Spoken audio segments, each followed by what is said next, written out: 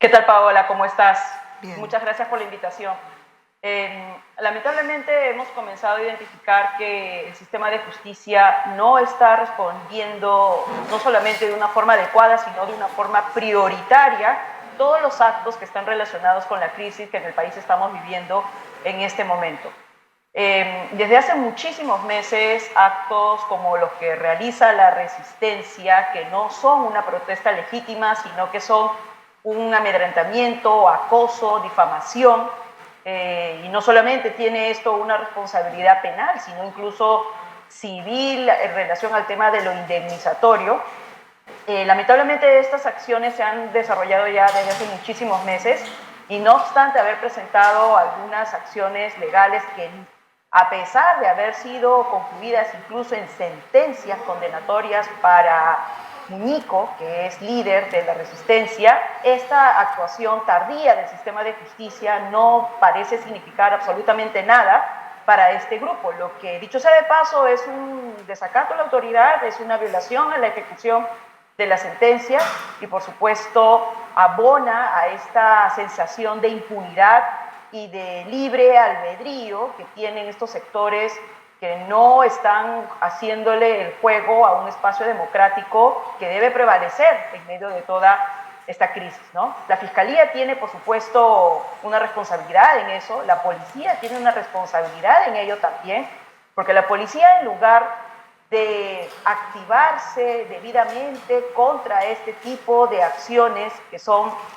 penales, sino también contra derechos fundamentales, en su lugar lo que hace es acusar y amedrentar a los protestantes legítimos en medio de esta crisis. Entonces nos preguntamos cuál es la diferencia entre, digamos, estas personas y sobre todo la discriminación para una actuación rápida del sistema de justicia, incluido la policía, en contra de los derechos de los protestantes, pero a grupos como la Resistencia dejan que hagan lo que están haciendo, ¿no? Mañana se ha convocado a una gran marcha en Lima a la que han llegado diversos colectivos desde fuera del país.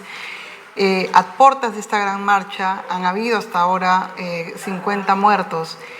¿Qué se puede esperar, digamos, ahorita de las Fuerzas Armadas y la policía con lo que, digamos, con lo que ha sucedido en enero y ha sucedido en diciembre en Puno y Ayacucho? ¿Qué se espera y cuál es el miedo que tienen las organizaciones donde trabajas para que esta protesta no haya otro muerto más? Nosotros lo que esperamos es que el Poder Ejecutivo, los congresistas, la policía, cumpla el discurso y las promesas que sabemos le hizo a la Comisión Interamericana de Derechos Humanos en su visita de la semana pasada. Según lo que ha trascendido, el gobierno le ha prometido a esta instancia supranacional a la cual ha invitado para que evalúe lo que está pasando en esta crisis, le ha prometido que no va a haber ni un muerto más. Y le ha prometido que el ejercicio de la fuerza policial e incluso militar va a estar acorde con los estándares supranacionales. Y le ha prometido que el ejercicio legítimo del derecho a la protesta, que incluso es un derecho sobre el cual existe un informe de la Comisión Interamericana desde el año ya 2019, que recoge estándares de años anteriores, va a ser respetado.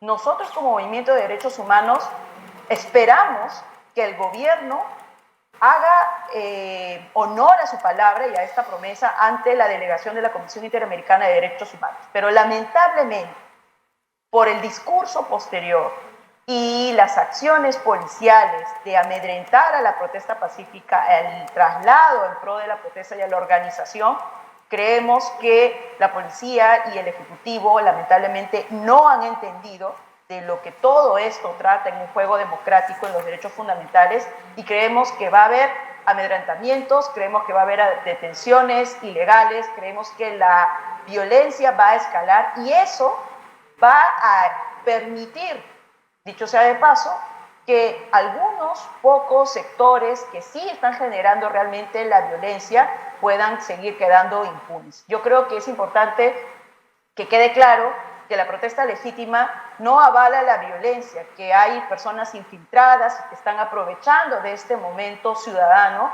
para protestar por legítimas demandas y que no obstante el gobierno, al entender todo este fenómeno como de un solo saco, no hace una diferencia de vida de forma interesada y a todos le responde con la represión y con lo que ya hemos visto, las muertes. Por eso nosotros nos estamos preparando, no solamente informando a instancias supranacionales, sino también organismos internacionales, de que estén alertas y atentos de lo que va a acontecer, no solamente desde mañana, sino desde hoy, con algunas actividades previas a la huelga nacional que se ha convocado. Por último, ¿cómo crees que se puede hacer las mesas de diálogo, algún tipo de conversación, algún puente que se establezca entre las partes que están ahorita divididas en un país roto? Mira, creo que el diálogo va a salir de iniciativas de la sociedad civil, porque el Estado no ha dado señales de que está dispuesto para el diálogo.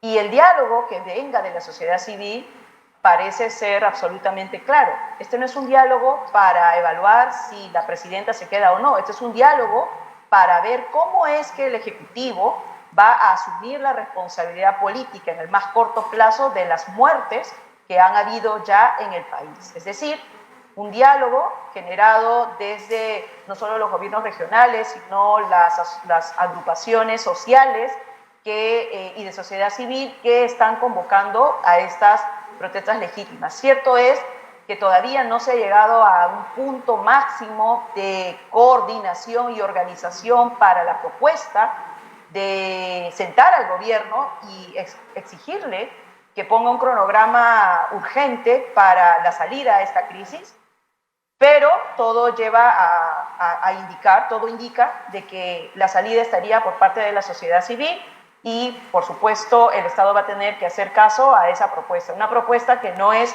cuánto Ejecutivo y Congreso nos quedamos, sino una propuesta que diga en cuánto tiempo sale Dina Boluarte y el Congreso haciendo caso a su responsabilidad política.